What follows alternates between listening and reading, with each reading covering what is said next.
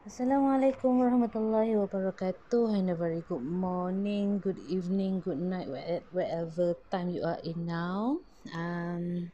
So today we are going to discuss on the second part for topic law of contract, specification for week 3. Right?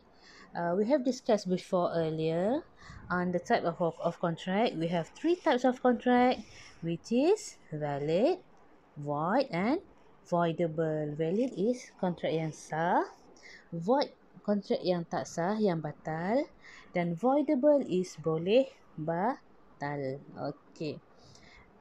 Kesan dia yang penting, first, how does it happen? Macam mana valid contract itu berlaku?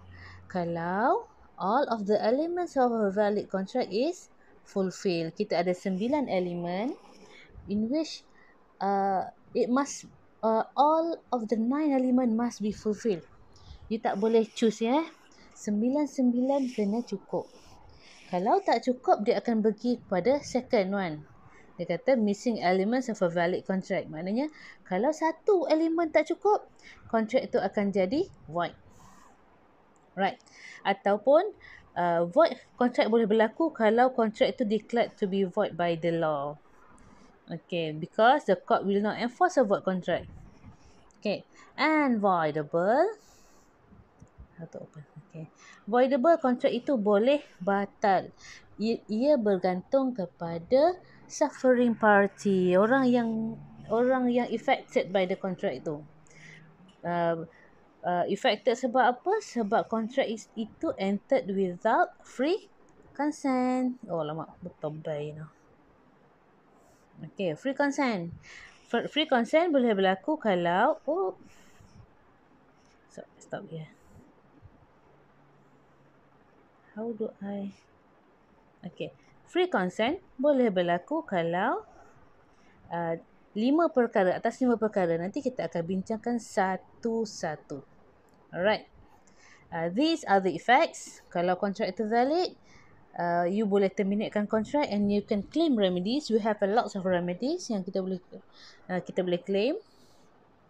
And for void, kita hanya boleh claim restitution ataupun compensation sahaja. And the last one is voidable. You boleh claim restitution kalau you tak setuju. Okay, sebab bila you tak setuju dengan kontrak, kontrak itu akan jadi void. So you boleh claim restitution. Kalaulah you setuju, kontrak itu akan jadi valid. Alright, so this is basically on the last week lah, the last part. Alright, so these are the elements for a valid contract. I have asked you on for the task of finding the section, each section. So you can refer to the link that I have given earlier on the steps or way to find the correct section for each type. Do remember that 1, 2, 3, 4, 5, 6, 7, 8 ni kena ada untuk menjadikan kontrak itu valid. Kalau tak ada, kontrak itu akan jadi void. Okay? So that is why you punya well-versed dengan Contract Act tu mestilah sangat hebat lah, sebab kita akan sentiasa main dengan Contract Act tu. Alright? Okay, so first kita I nak, sebab tadi dah recap kan, so cerita balik, what is the type of contract? For the first type, contract akan jadi valid kalau all the 9 elements is fulfilled. Okay,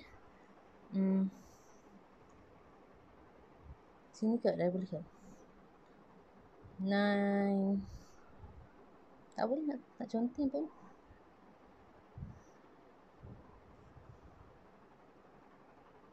Elemen macam tu. Alright. Kalau berlaku breach of contract di sini bermaksud pelanggaran kontrak. So either proposer ataupun proposee atau promisor atau promisi melanggar kontrak, the parties affected boleh end their contract, end ataupun terminate, and you also can claim remedies, boleh minta ganti rugi. Okay, so what can the affected parties claim? First, you boleh terminate contract. Okay, batalkan contract. Lepas tu, second, kita sebelah. You can also ask for compensation. Minta ganti rugi. Alright. Macam simple lah. Aiman buat kontrak dengan Tino. Nak nyanyi. Lepas tu dia tak nak nyanyi. So, Tino boleh claim compensation. See? Tino is entitled to claim for compensation for the damage. Very easy. Right?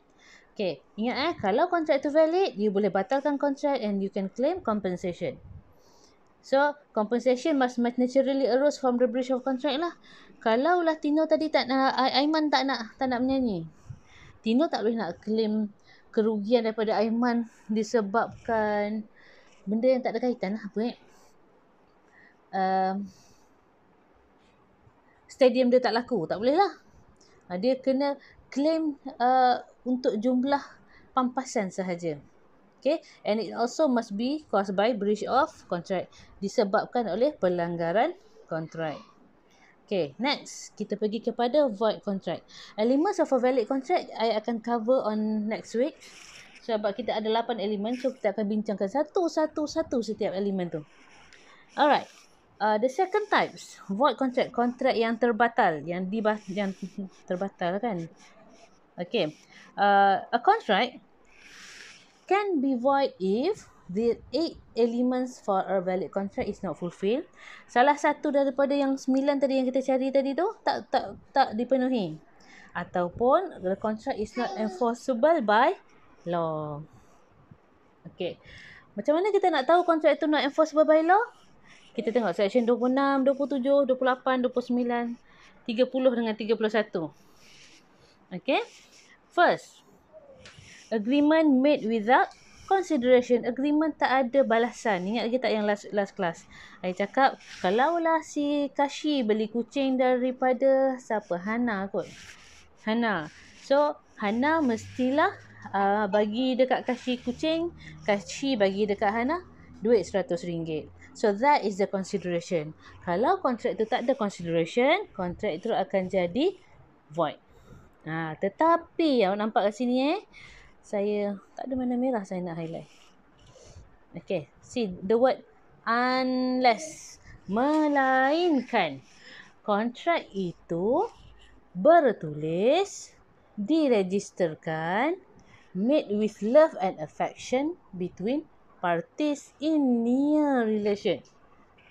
Meaning, kalaulah kontrak itu tak ada balasan, contoh you terima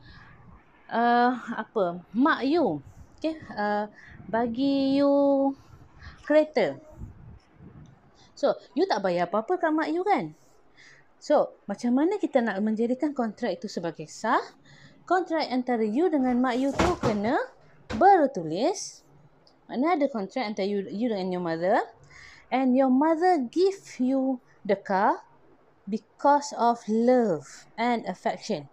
Disebabkan kasih sayang between parties in nearly relation. So, it is between you and your mother. Ada kaitan. So, kontrak itu walaupun tak ada consideration, kontrak itu akan tetap menjadi sah. Okay. Clear? Number 2.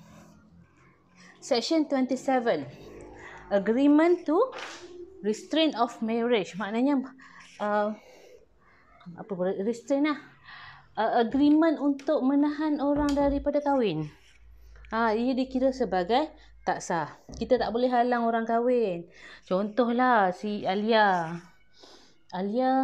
Dia couple lama dah dengan Bubu kan. Okay.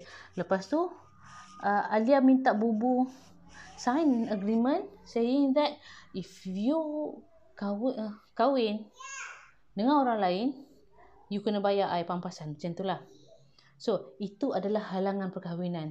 Ia tidak dikira sebagai kontrak yang sah. Sama juga dengan 28, menghalang orang daripada buat bisnes. 29, menghalang orang daripada nak buat, if anything happen to the contract, dia orang nak bawa kes ke mahkamah. Tak boleh. Okay, the contract will be void.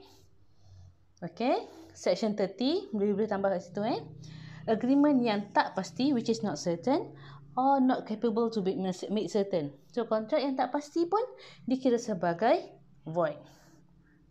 Okay, contohlah kontrak yang tak pasti. I nak beli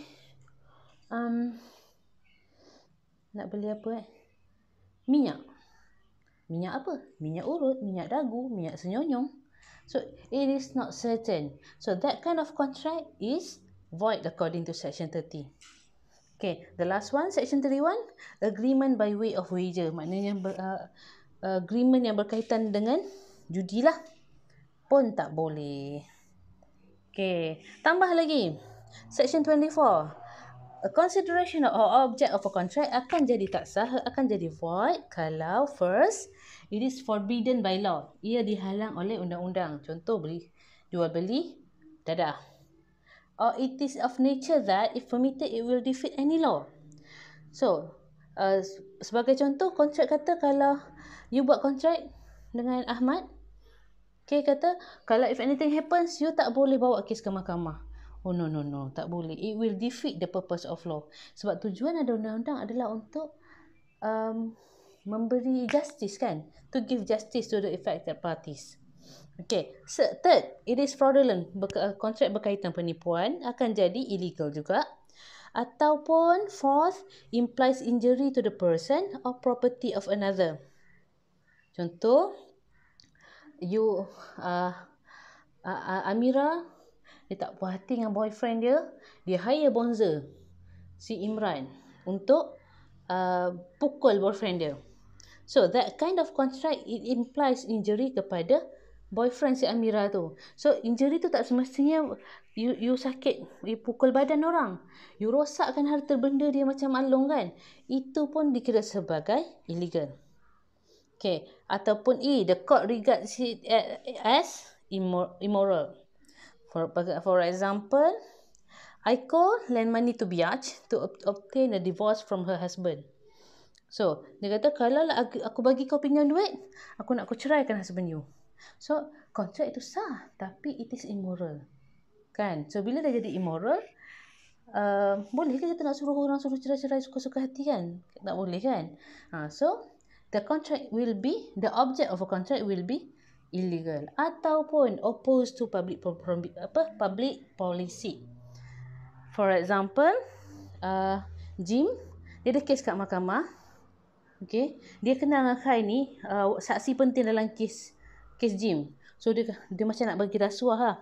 Dia kata, aku nak beli kau punya nasi ayam 50 paket setiap hari untuk setahun. Kalau you berjanji tak nak bagi testify for evidence against him in court. So it is against public policy, walaupun basically kontrak untuk membeli ayam tadi tu dikira sebagai sah. Okay. Kita pergi tengok contoh David Taylor and Barnett Trading. So it is very important ya untuk law of apa-apa berkaitan dengan undang-undang. Sangat penting untuk you tahu first section dan yang kedua adalah case. You kena support your argument dengan section, dengan related section. You tak boleh main letak je section apa-apa. Dan juga you kena masukkan case. Okay. Dalam cerita ni, simple je. Barnett Trading nak jual dekat David Taylor Irish steak daging. Okay. Lepas tu, masa dia buat kontrak itu, an order was enforced. Ada arahan daripada kerajaan menghalang penjualan atau pembelian daging more than a certain price. So maknanya dia dah ada limitasi harga. Biasa kan kita ada harga ceiling kan. So si David dengan Barnett ni dia jual daging lebih daripada harga ceiling. So bila Barnett tak buat delivery, sebab dia orang punya kontrak sah kan? Tak sah lah sebab dah menghalang, bukan menghalang, dah illegal. Sebab dia masuk ke bawah ni, forbidden by law ni. Sebab court kata kalau you nak jual daging sekilo RM10 je, dia tak boleh jual RM15. Tapi dia orang jual lebih daripada harga tu. So the contract is void. So first trial, court suruh Barnett Trading bayar dekat Mr. Taylor compensation. Tetapi masa rayuan, sebab court kata since the contract has been illegal, nampak ayat dia, illegal at its formation. So bila illegal, bila contract tu void, awak boleh ke nak minta compensation? Awak tengok kat sini Mana tadi? Sini void. Bila pergi dekat void, you hanya boleh minta restitution, pemulangan balik. Kalau tak dapat pulang balik, baru bayar compensation. So, sepatutnya dia kena minta pulang balik daging tu je lah. Pulangkan balik duit, pulangkan balik daging. Tetapi, dalam kes ni dia nak minta ganti rugi. So, court kata, no, tak boleh. Okay? The contract is illegal at its formation. Daripada awal-awal lagi dah illegal. Bahasa law-nya dipanggil sebagai, mana saya nak tulis nampak tak saya tulis ni? Okay. Void ab initio. Nampak dia tak nak alih. Maksud dia illegal daripada awal-awal. Mana kat sini lah. Tak muat. Illegal at its formation. Daripada you buat kontrak itu lagi dah kontrak itu dah illegal. Okay. And then kita pergi kepada effect kesan void contract. You kena bound to restore. Kena pulangkan balik restitution tadi. So restitution kena ingat section 66. Kalau tak boleh nak pulang balik, you kena bayar balik ganti rugi. Okey, senang kontrak Kalau valid, you cuma perlu batalkan kontrak, minta remedies. Kalau void, you kena claim restitution. Okay, restitution kena restore apa-apa yang you dapat. Kalau you dapat duit daripada kontrak, pulang balik duit. Kalau you dapat barang daripada kontrak, pulang balik barang. Kalau tak dapat pulang balik barang, bayar compensation. So baca je dah nota ni Example saya dah bagi. Alright. Okay, kita pergi kepada voidable contract. Contract yang boleh batal. Dah 17 minit dah. Nak ngajar cepat-cepat je ni. Okay, voidable contract itu akan jadi boleh batal kalau kontrak itu you masuk tanpa free consent. Without the free consent. Tanpa persetujuan, tanpa sukarela. Kalau you tak sukarela, kontrak itu akan jadi void. Kalau you setuju, kontrak itu akan jadi valid. Okay, banyak pula kata-kata dia. Alright. Macam dah ulang tadi, okay. Free consent is defined under section 10. Okay. So, nanti kalau dapat soalan on free consent, you cari definition dia, section 10. Dia kata, all agreement are contract if they are made by free consent. Maknanya kalau kontrak itu tak ada free consent, dia tak jadi sebagai kontrak. Dia hanya agreement sahaja. Okay. Consent dikira, persetujuan tu dikira sebagai rela when they agree upon the same thing. You bersetuju untuk benda yang sama. Okay. And it is section 14 ni sangat penting. Okay. Sebab apa? Sebab dia dah listkan. Okay. Consent is said to be free when it is not caused. Bila persetujuan dikira sebagai sukarela bila ia tidak disebabkan, not caused by kelima-lima benda ni. Dia tengok section 15, 16, 17, 18, 21, 22 dan 23. Okay. Penting section dia Okay, kita pergi satu-satu. Coercion. I nak terangkan secara simple lah. Tak nak baca satu-satu. Mana? Okay. Coercion. Ada lagi. Voidability. Ini kesan lah. Kalau agreement tu, you masuk tanpa free consent. Okay. Kontrak tu, section 19 menyatakan. Okay. Section 19 satu kata. Kalaulah kontrak tu tak ada free consent, kontrak tu akan jadi voidable at the option of the party. Maknanya suffering parties. Suffering malah nak tulis. Okay, suffering party.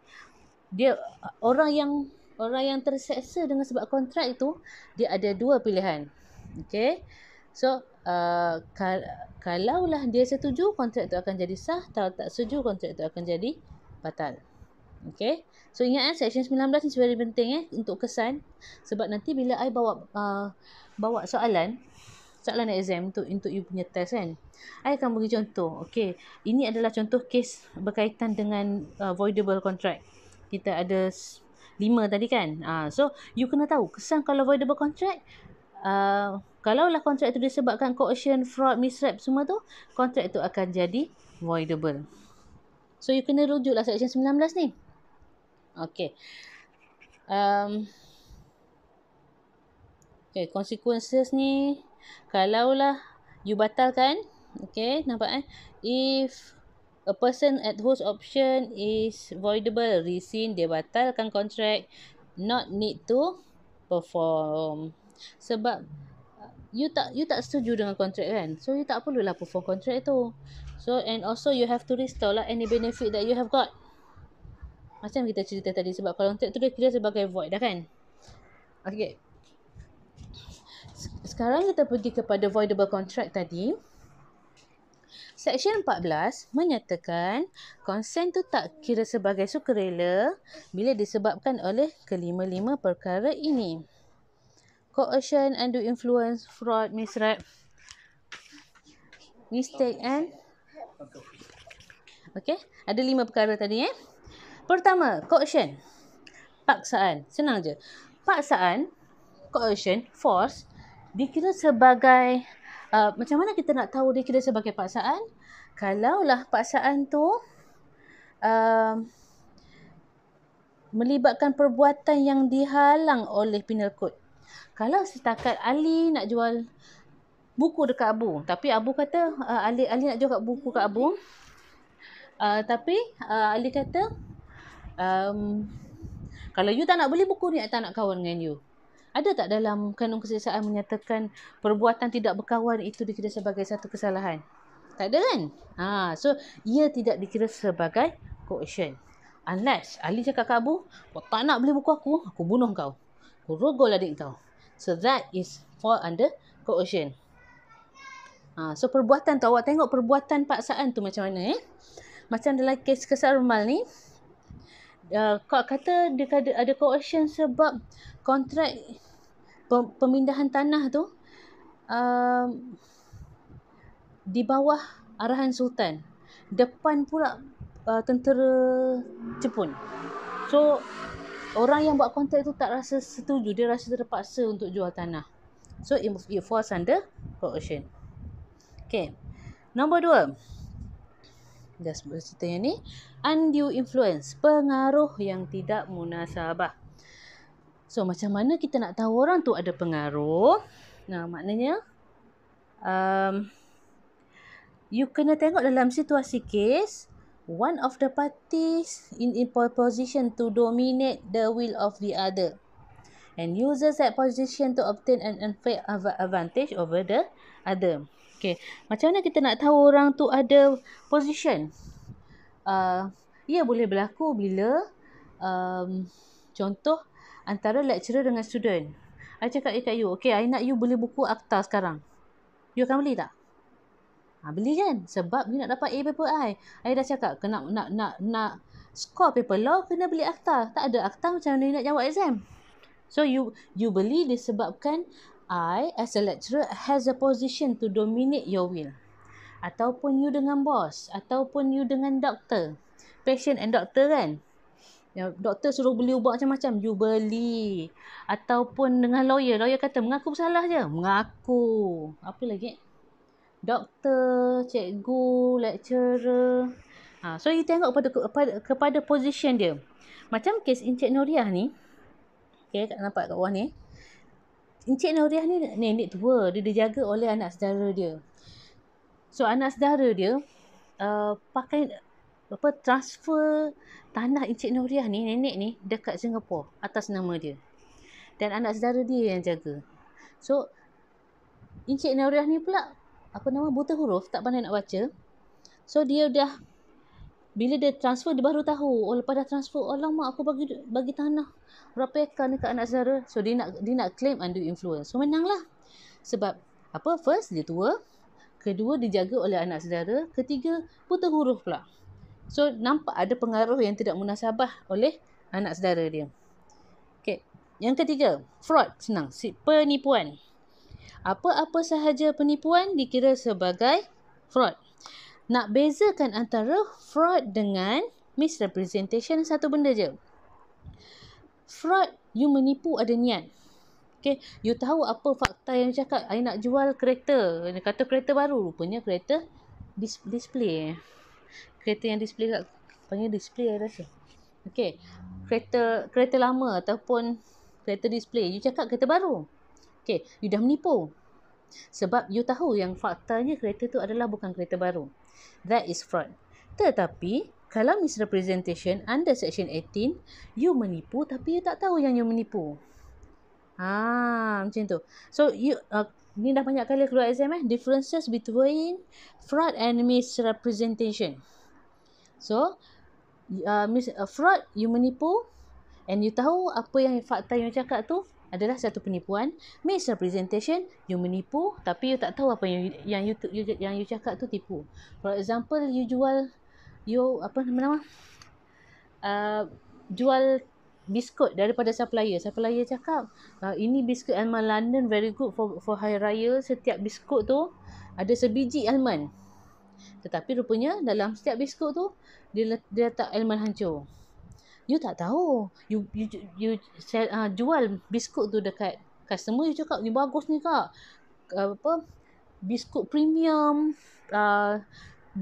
Dalam dia ada sebiji almond. You follow apa yang supplier cakap. So di sini you tak boleh disaman disebabkan menipu, tapi you can be claimed for misrepresentation. Okay, ini ada differences Please hafal. Definition, section, purpose, variation and claim. And also effect. So make sure you hafal satu-satu ni. Alright. And mistake, last one. Mistake adalah tersilap. Okay, kesilapan. For example, I nak beli macam perempuan ni kan, dia nak beli Apple. Dia ingatkan dapat iPad Apple. Rupanya dia dapat buah Apple. So that is mistake. It falls under voidable contract. Remember section 21 for mistake. Okay. There is no mistake kalau seorang sahaja yang tersilap. Kesilapan kepada kontrak itu mesti daripada dua-dua parti, penjual dan juga pembeli. And you tak boleh buat mistake berkaitan dengan undang-undang. Sebab ignorantia juris non excusat. Meaning, kalau you ignorant about the law, it is not an excuse. You kena tahu pasal law. Alright. So, my task today is you have to give example of each type of effect of a contract. So, kena masukkanlah. Yang tadi kita dah ceritakan. You cari je mana-mana contoh case. Sebab apa, case apa kesan dia. So, that is all for today. My daughter is already crying. Alright, Assalamualaikum. Apa-apa nanti kita bincang